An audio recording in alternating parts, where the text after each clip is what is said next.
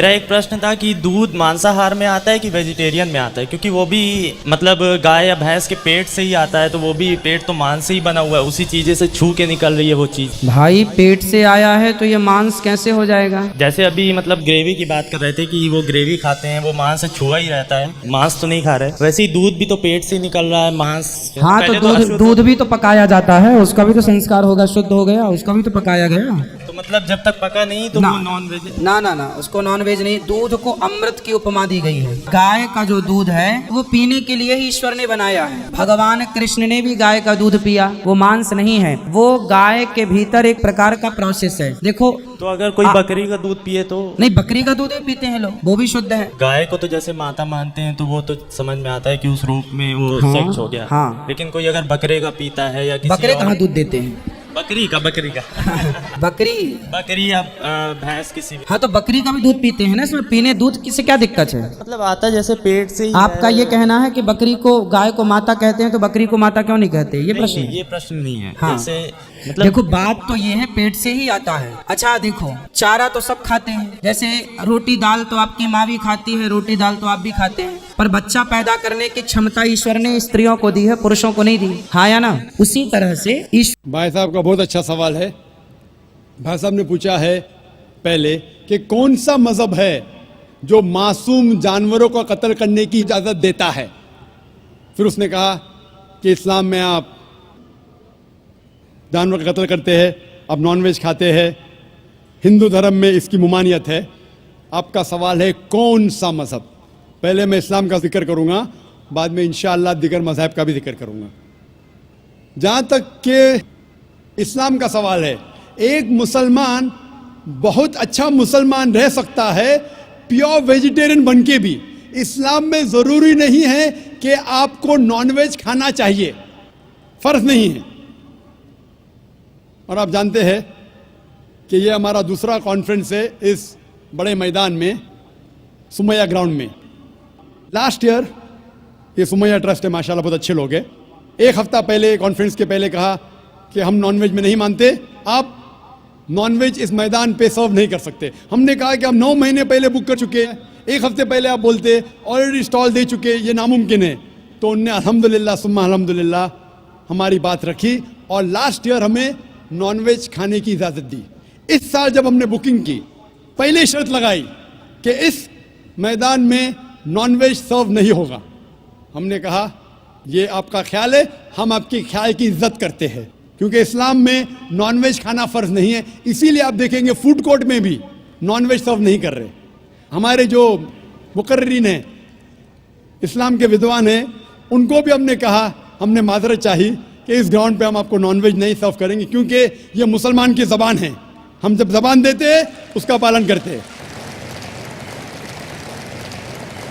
आपका सवाल, जैसे मैंने कहा कि मुसलमान को नॉनवेज खाना फ़र्ज नहीं है, लेकिन क्योंकि अल्लाह सुब्हाना व तआला ने हमें इजाज़त दी है, कुरान मजीद में लिखा है सूरह माइदा सूरा नंबर 5 आयत नंबर 1 में कि वो जानवर जो आपके लिए हलाल है, 4 पाँव के, जो आपके लिए हलाल है उसको आप खा सकते हैं। लिखा है सूरह नहल में सूरा नंबर 16 आयत नंबर 5 में भी कि वो जानवर जो आपके लिए हलाल है उसका गोश्त आप खा सकते हैं। ये लिखा है सूरह मोमिनून में सूरा नंबर 23 आयत नंबर 18 में भी। कई जगह लिखा है कि आप हलाल जानवर का गोश्त खा सकते हैं। जब कुरान मजीद में हमारे खालिक, हमारा रब, हमारा अल्लाह सुब्हाना व तआला परमिशन देता है तो हम क्यों ना खाएं। आज की साइंस ये कहती है कि वेजिटेबल्स में टोटल प्रोटीन नहीं है। हमारा जो जिस्म है, इंसानी जिस्म, इसके अंदर 8 अमाइनो एसिड्स नहीं बनते। 8 अमाइनो एसिड्स बाहर के फूड, बाहर के खाने में आना ज़रूरी है। कोई भी वेजिटेबल दुनिया में नहीं है जिसमें सारे 8 अमाइनो एसिड मौजूद है। लेकिन नॉनवेज फूड में अल्हम्दुलिल्लाह सुम्मा अल्हम्दुलिल्लाह कई नॉनवेज फूड में सारे अमाइनो एसिड जो जिस्म नहीं पैदा करता है, इसे कहते हैं इसेंशियल अमाइनो एसिड मौजूद है। इसे कहते हैं टोटल प्रोटीन। आज की साइंस ये कहती है कि nonveg food is nutritious, it is full of protein. और हम जब तहकीक करते हैं तो हमें पता चलता है कि जब हम हर्बीवोरस एनिमल को देखते हैं, गाय, भेड़, बकरी, ये सिर्फ वेजिटेबल्स खाते हैं, सिर्फ घास फूस खाते हैं। जब इनकी दांत को हम देखते हैं, इनके दांत दे आर फ्लैट टीथ, इनके चपटे दांत है। ये सिर्फ भाजी खा सकते, गोश्त खा ही नहीं सकते। जब हम मांसाहारी जानवर को देखते हैं, शेर बब्बर, चीता, हम देखते हैं इनके दांत को जब देखते हैं, इनके दांत नोकीले हैं, कैनाइन टीथ। ये सिर्फ गोश्त खा सकते, भाजी पाला नहीं खा सकते। लेकिन जब हम इंसान के दांत, आप अगर जाएंगे मिरर में देखेंगे, आईने में अपने दांत, मैं देखूंगा अपने दांत, तो पता लगता है कि खुदा ने हमें चपटे दांत दिए, फ्लैट टीथ, उसके साथ साथ नोकीले दांत दिए, herbivorous teeth and carnivorous teeth. अगर ईश्वर चाहता था कि सिर्फ मैं भाजी पाला खाऊं, तो ये नोकीले दांत क्यों दिए? गोश्त खाने के लिए। आज की साइंस कहती है डाइजेस्टिव सिस्टम जो है, जो शाकाहारी जानवर के डाइजेस्टिव सिस्टम है, वो सिर्फ वेजिटेबल्स डाइजेस्ट कर सकते हैं, भाजी पाला, गोश्त को डाइजेस्ट नहीं कर सकते। लेकिन जो कार्निवोरस एनिमल्स है, कार्निवोरस जानवर है, लायन, टाइगर, लेपर्ड, वो सिर्फ गोश्त को डाइजेस्ट कर सकते, भाजी पाला डाइजेस्ट नहीं कर सकते। इंसान का डाइजेस्टिव सिस्टम है, इसमें स्मॉल इंटेस्टाइन है, इसमें लार्ज इंटेस्टाइन है। ये भाजी पाला भी डाइजेस्ट कर सकती है, गोश्त भी डाइजेस्ट कर सकती है। अगर खुदा चाहते थे कि सिर्फ हम भाजी पाला खाए, तो नॉनवेज फ्लैश डाइजेस्ट करने का डाइजेस्टिव सिस्टम क्यों दिया? क्योंकि हम फ्लैश खा सके, गोश्त खा सके। बहुत से गैर मुसलमानों को ये गलत फहमी है कि उनके मजहब में गोश्त खाना हराम है, और कई हिंदू समझते हैं कि उनके मजहब में लिखा है कि गोश्त खाना हराम है। और आपने कहा कि हमारे धर्म में गोश्त खाना हराम है। भाई साहब, आपको आपके धर्म का इल्म कम है, इसीलिए मैं कहता हूं कि हिंदुइज्म जानने के लिए हिंदू की तरफ मत देखिए, हिंदू ग्रंथ का मुताला कीजिए। जब आप हिंदू ग्रंथ का मुताला करते हैं, लिखा है मनुस्मृति में चैप्टर नंबर 5 श्लोक नंबर 30 में, उसमें लिखा है कि ईश्वर ने कुछ जानवर बनाए खाने के लिए और कुछ जानवर को खा जाने के लिए। God has created some animals to eat and some to be eaten. अगर आप उस जानवर को खाते हैं जिन जानवर को खुदा ने बनाया है खा जाने के लिए, तो आप गुनाह नहीं कर रहे। If you are eating the animals who God has created to be eaten, you are not doing a sin. आगे जब पढ़ते हैं, लिखा है मनुस्मृति में चैप्टर नंबर 5 में, अध्याय नंबर 5 में, मंत्र नंबर 40 में, कि खुदा ने कुछ जानवर बनाए हैं कुर्बानी के लिए। अगर आप कुर्बानी में जानवर का कत्ल करते हैं तो आप गुनाह नहीं करते। आगे लिखा है मनुस्मृति में चैप्टर नंबर 5 मंत्र नंबर 41 में कि जानवर का कत्ल करना, जो जानवर खाने के लिए बनाए गए हैं, वो गुनाह नहीं है। इसी तरीके से कई जगह वेद में लिखा है कि ऋषि गोश्त खाते थे, जानवर को खाते थे। वक्त नहीं है डिटेल में बात करने का, लेकिन अगर आप महाभारत पढ़ेंगे अनुशासन पर्व चैप्टर नंबर 88, इसके अंदर युधिष्ठिर जो पांडव का एक भाई था, वो पूछता है भीष्म से कि हम यज्ञ में, पूजा में क्या खाना दे भगवान को, ईश्वर को, ताकि हमारे पुरखों को संतुष्ट मिले। तो भीष्म कहता है युधिष्ठिर से कि आप यज्ञ में अगर भाजी पाला देंगे तो हमारे बाप दादा 1 महीने के लिए खुश रहेंगे। अगर आप मच्छी देंगे 2 महीने के लिए, अगर आप खरगोश देंगे 3 महीने के लिए, अगर गोश्त देंगे तो 4 महीने के लिए, अगर आप बेकन देंगे तो 5 महीने के लिए, अगर परिंदे का गोश्त देंगे तो 6 महीने के लिए, अगर हिरन का गोश्त देंगे तो 7 महीने के लिए। पूरा मेन्यू है, माशाल्लाह बड़ा मेन्यू है। उसके आगे लिखा है अगर आप गाय देंगे तो पूरे 1 साल के लिए हमारे बाप दादा संतुष्ट रहेंगे, और अगर गेंडा राइनोसरस देंगे तो 20 साल के लिए हमारे बाप दादा खुश रहेंगे। पूरा मेन्यू है। क्या चाहते हैं बोलो? मच्छी, खरगोश, क्या चाहते हैं बोलो? ये आपके ग्रंथ में लिखा है, मेरे ग्रंथ में नहीं। हमारे ग्रंथ में सब चीज खाने की इजाजत नहीं, सिर्फ वो चीज जो हमारे लिए हलाल है। इसी तरीके से बाइबल में भी लिखा है आप गोश्त खा सकते। अक्सर धर्म की किताबों में लिखा है कि आप गोश्त खा सकते हैं। आप मेरा अगर एक डिबेट देखेंगे जिसका मौजू था is eating non vegetarian food permitted और prohibited for a human being, क्या इंसान के लिए गोश्त खाना हलाल है या हराम है। और मैंने डिबेट किया था एक जैन के साथ जिसका नाम था रश्मिबाई झवेरी, वो इंडियन वेजिटेरियन कांग्रेस का सदर था, प्रेसिडेंट था। वो दुनिया भर घूमता है बताने के लिए कि नॉनवेज हराम है, और उसने मुझे चैलेंज किया। मैंने कहा भाई आपस में बैठ के बात करेंगे, नहीं नहीं पब्लिक में चैलेंज किया, डिबेट करेंगे। मैंने कहा अच्छा आ बेल मुझे मार, तो मैंने कहा ठीक है भाई पब्लिक में। बोला मैं लोग को लेके आऊंगा, मैं बोला लेके आओ। तो पाटकर हॉल के अंदर 1998 में तकरीबन 10 साल पहले डिबेट किया, वो देखेंगे सारी डिटेल्स है। लेकिन हिंदू मजहब की किताब में ये लिखने के बाद कि गोश्त खा सकते, फिर भी कुछ हिंदू शाकाहारी क्यों हैं, वेजिटेरियन क्यों है, क्योंकि वो मुतासिर हो रहे थे बाकी फलसफे के साथ जिसमें कहा गया है नॉन वायलेंस। और कुछ जैन मानते कि ईटिंग नॉन वेज इज हराम, इज प्रोहिबिटेड। और हम जब पूछते क्यों जानवर का गोश्त खाना हराम है, तो वो कहते हैं कि घास और भाजी पाला के अंदर जिंदगी नहीं है, जानवरों में जिंदगी है। जब आप कोई जिंदगी लेते हैं, किसी का कत्ल करते हराम है।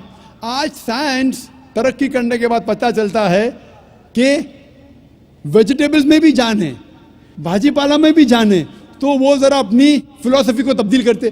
ठीक है हम जानते हैं कि वेजिटेबल्स में जान है, लेकिन वेजिटेबल्स डोंट फील पेन, वो दर्द को महसूस नहीं करते, जानवर दर्द को महसूस करते। इसीलिए वेजिटेबल्स खाना गुनाह नहीं है, जानवर को खाना गुनाह है। अभी साइंस तरक्की करने के बाद हमें पता लगता है कि वेजिटेबल्स को भी दर्द होता है, लेकिन ये दर्द इंसान को सुनाई नहीं देता। वेजिटेबल्स भी अफसोस करते हैं, वेजिटेबल्स भी रोते हैं, लेकिन हमें सुनाई नहीं देता। तो अभी उनका फलसफा बदल गया, वो कहते हैं अच्छा ठीक है मानते हैं कि वेजिटेबल्स में जान है, वेजिटेबल्स को दर्द महसूस होता है, लेकिन वेजिटेबल के पास तकरीबन 3 सेंसेस है, जानवर के पास 5 सेंसेस है। इसीलिए जानवरों की जान लेना बड़ा गुनाह है बनिस्बत वेजिटेबल्स की। मैं कहता हूं सिर्फ डिबेट के तौर पे, argument, for sake of argument, मैं आपकी बात मानता हूं। क्या वेजिटेबल्स के 3 सेंसेस है और जानवर के 5 सेंसेस है। मैं उस शख्स से सवाल करता हूं कि मान लो आपका छोटा भाई गूंगा और बहरा पैदा होता है, वो सुन नहीं सकता है, बोल नहीं सकता। जब वो बड़ा होता है तो एक इंसान आपके छोटे भाई का कत्ल करता है, क्या आप जाके जज से कहेंगे मी लॉर्ड इस कातिल को कम सजा दो क्योंकि मेरे भाई के पास 2 सेंसेस कम थे, वो सुन भी नहीं सकता था और बोल भी नहीं सकता था। आप उल्टा कहेंगे मी लॉर्ड जज इस कातिल को डबल पनिशमेंट दो, डबल सजा दो, वो तो मेरा भाई मासूम था, बेचारा सुन भी नहीं सकता था और बोल भी नहीं सकता था।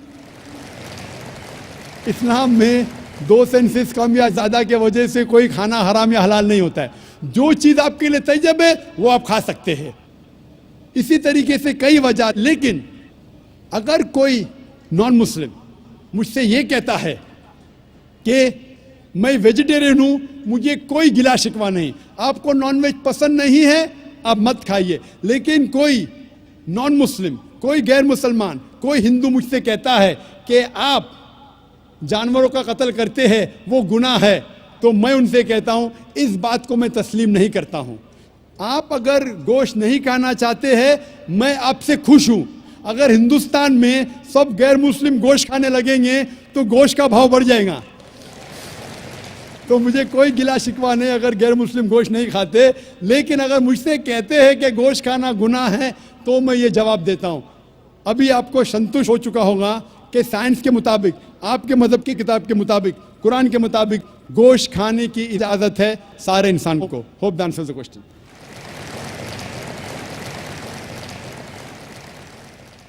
ख़वातीन के शोबे में अगर कोई गैर मुस्लिम खातून हो तो सवाल कर सकती हैं। अस्सलाम वालेकुम जाकिर साहब, आपने पलट के जवाब नहीं दिया। जी, मेरा नाम रेणुका है। वालेकुम अस्सलाम वरहमतुल्लाहि वबरकातुहू। जी, सर मेरा नाम रेणुका है और मैं एक महाराष्ट्रियन परिवार से हूँ। सर मेरा सवाल ये है, मैंने सबके सामने इस्लाम कबूल नहीं किया है और मैंने पिछले 2 साल पहले से ही जी खुश आमदीद दोस्तों, उम्मीद करता वो वीडियो आपने पूरी देखी होगी और आपको पसंद भी आई होगी। अल्लाह ताला ने इंसान को पैदा किया तो इंसान के पैदाइश के लिए और इंसान की पैदाइश के बाद अल्लाह ताला ने इंसान के लिए मुख्तलिफ़ चीज़ें बनाई जिससे इंसान हमेशा फ़ायदा लेते आ रहा है। कुरान में अल्लाह ताला ने एक सूरत नाजिल की है, सूरतुल हदीद। हदीद लोहे को कहते हैं और लोहे से इंसान को बहुत ज़्यादा फ़ायदा होता है, इसीलिए इंसान ने हमेशा लोहे से बहुत ज़्यादा फ़ायदा हासिल की। अल्लाह ताला ने दरख्त बनाए तो दरख्तों से इंसानों को फ़ायदा है, लिहाजा शुरू के दिन से लेकर आखिरी दिन तक इंसान इसी दरख्त से फ़ायदे लेते आ रहा है। दरख्त ऑक्सीजन छोड़ते हैं और ऑक्सीजन हम इस्तेमाल करते हैं सांस लेने के लिए। इसी तरह अल्लाह ताला ने कुदरती नबातात और इसी तरह बहुत सारी चीज़ें अल्लाह ताला ने बनाई जो कि इंसान के फ़ायदे के लिए है। उसी में जानवर भी शामिल है। जानवरों के बारे में भी अल्लाह ताला ने कुरान में पूरी सूरत नाजिल की, सूरतुल अनआम। अनआम जानवरों की जमा है, नाम की जमा है, नियाम की जमा है और नियाम जानवर को कहते हैं और अनआम बहुत ज़्यादा जानवर। तो सूरतुल अनआम में अल्लाह ताला ने जानवरों के मुतालिक और उनके फ़ायदों के मुतालिक कुरान में ज़िक्र फरमाया है। तो अब अल्लाह ताला ने जानवरों को इंसान के फ़ायदे के लिए पैदा किया। कुछ जानवर ऐसे हैं जिनसे पर इंसान सफ़र करते हैं, घोड़े वगैरह, और कुछ जानवर ऐसे हैं जो आपको दूध देते हैं और दूध में जो कैल्शियम विटामिन्स पाए जाते हैं वो इंसानों के बदन के लिए बहुत ही ज़्यादा मुफीद है। अब हिंदू को ये मानना है, हिंदुओं को, कि वो जानवर को नहीं खाते, क्योंकि अगर आप जानवर को खाएंगे तो उनको तकलीफ़ होगी और वो आप जानवरों को काटेंगे तो तकलीफ़ होगी वगैरह। तो ये भाई बहुत होशियार है, ये बहुत दूर से सवाल करने आया है कि जानवरों का दूध जो हम पीते हैं वो भी तो इनके बदन से निकलता है, तो वो क्यों? तो ये महाराज पंडित जवाब देते हैं कि वो मानसिक है और कृष्ण ने भी दूध पिया है वगैरह वगैरह, कुछ अपने किस्से वगैरह शुरू करा देते हैं। तो यहाँ पर मैं पता नहीं, मुझे ये समझ नहीं आता, जब ये दूध आपको फ़ायदा देता है तो गोश्त भी तो आपको फ़ायदा देता है। अगर आप कुरान को नहीं मानते तो साइंस भी ये कहती है कि इंसान के बदन में ऐसे प्रोटीन्स और मिनरल्स की ज़रूरत होती है जो कि इस गोश्त में पाया जाता है, हालांकि ये गोश्त को नहीं खाते।